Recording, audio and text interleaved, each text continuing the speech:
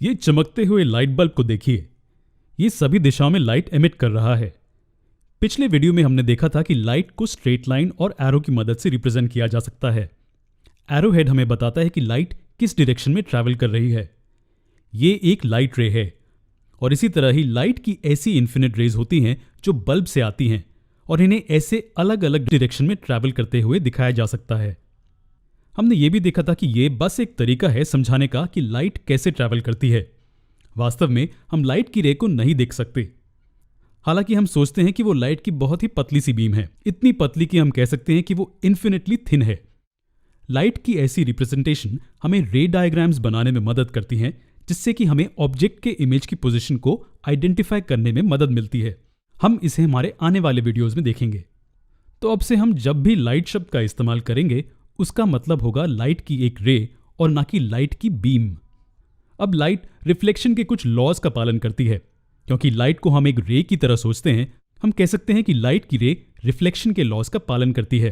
और क्योंकि यहां रिफ्लेक्शन हो रहा है, लाइट यहां से बाउंस होगी, यानी कि लाइट किसी सरफेस से रिफ्लेक्ट होगी। हमें लाइट को रिफ्लेक्ट करने के लिए किस सरफेस का इस्तेमाल करना चाहिए? हमने देखा कि मिरर की शाइनी सरफेस ज्यादातर लाइट रिफ्लेक्ट करती है, इसलिए हम इन लॉज को पढ़ने के लिए मिरर की प्लेन सरफेस का इस्तेमाल करेंगे। चलिए मिरर के इस प्लेन सरफेस को कंसिडर कीजिए। मान लीजिए कि बल्ब से आती हुई लाइट की एक रे मिरर के इस पॉइंट पर टकराती है। इसे इंसिडेंट रे कहते हैं। हम जानते हैं कि मिरर इस रे को रिफ्लेक्ट कर देगा और रिफ्लेक्टेड रे इस दिशा में ट्रैवल करेगी। लेकिन इस दिशा में ही क्यों? खैर, यह रिफ्लेक्शन ऑफ लाइट के पहले लॉ की वजह से है। इसे समझने के लिए चलिए सरफेस पर पॉइंट ऑफ इंसिडेंस पर एक परपेंडिकुलर ड्रॉ करते हैं। इस लाइन को नॉर्मल भी कहते हैं। ये रहे रिफ्लेक्शन के दो लॉज, जिनका पालन कोई भी लाइट रे करती है रिफ्लेक्शन के बाद। वीडियो को पॉज करें और दोनों लॉज रीड करें। पहले लॉ को समझने के लिए हमें एंगल ऑफ इंसिडेंस और एंगल ऑफ रिफ्लेक्शन का मतलब पता होना चाहिए। एंगल ऑफ इंसिडेंस वो एंगल है जो नॉर्मल के साथ इंसिडेंट रे द्वारा बनाया गया है। ये आई से डिनोट किया जाता है और आप आसानी से अनुमान लगा सकते हैं कि एंगल ऑफ रिफ्लेक्शन क्या होगा। ये एंगल नॉर्मल के साथ रिफ्लेक्टेड रे द्वारा बनाया गया एंगल है। इसे आर से डिनोट किया जाता है। तो हमारा पहला लॉ कहता है कि angle of incidence angle of reflection के हमेशा बराबर होगा। आई आर के बराबर होगा। यहां क्योंकि आई आर के बराबर है, अगर इंसिडेंट रे इस पॉइंट पर स्ट्राइक करती है तो रिफ्लेक्टेड रे इसी दिशा में ट्रैवल करेगी। और ये इसलिए ताकि आर का मेजर आई के बराबर हो। अगर हम इंसिडेंट रे को यहां मूव करें तो आर का मेजर आई के बराबर रखने के लिए रिफ्लेक्टेड रे भी मूव करेगी। तो आई हमेशा आर के बराबर होगा। ठीक है, तो ये थी हमारी पहली स्टेटमेंट। अब दूसरी स्टेटमेंट का क्या? दूसरी वाली हमें बताती है कि इंसिडेंट रे, रिफ्लेक्टेड रे और नॉर्मल सभी सेम प्लेन में स्थित होते हैं।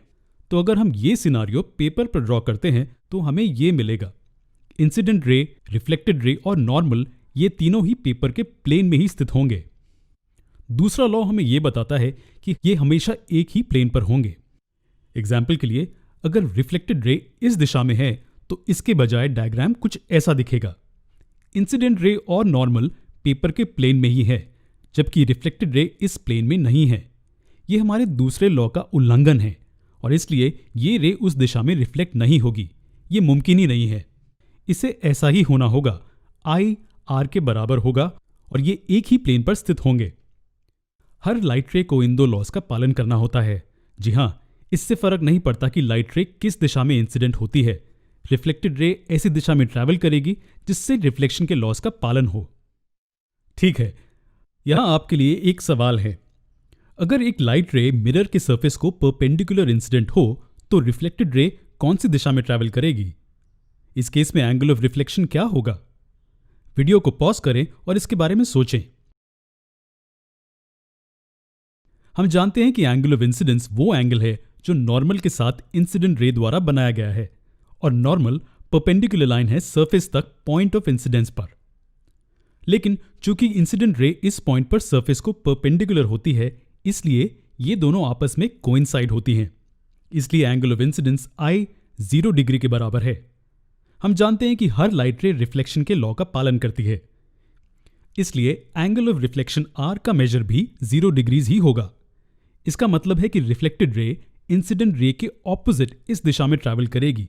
जी हाँ, ये इंसिडेंट रे और नॉर्मल दोनों को ही ओवरलैप करेगी। इस लाइट रे की रिफ्लेक्शन देखने में काफी सुंदर है ना? हमें यहां नॉर्मल ड्रॉ करने की या एंगल्स मेजर करने की जरूरत नहीं है। ये परपेंडिकुलर रिफ्लेक्शन या एक लाइट रे की 90 डिग्री रिफ्लेक्शन काफी यूजफुल है। लेकिन कहां? ऑब्जेक्ट्स की इमेजेस की पोजीशन को डिटरमिन करने के लिए जो कर्व्ड मिरर्स से रिफ्लेक्ट होती हैं। Curved mirrors? इससे हमारा क्या मतलब है? इसे हम हमारे भविष्य में आने वाले वीडियोस में देखेंगे। ठीक है, तो ये लेसन रिफ्लेक्शन के 2 इंटरेस्टिंग लॉज के बारे में था। आप इन लॉज को एक्सपेरिमेंट द्वारा भी वेरीफाई कर सकते हैं। और ये आप कैसे कर सकते हैं, हम आपको हमारे अगले वीडियो में दिखाएंगे।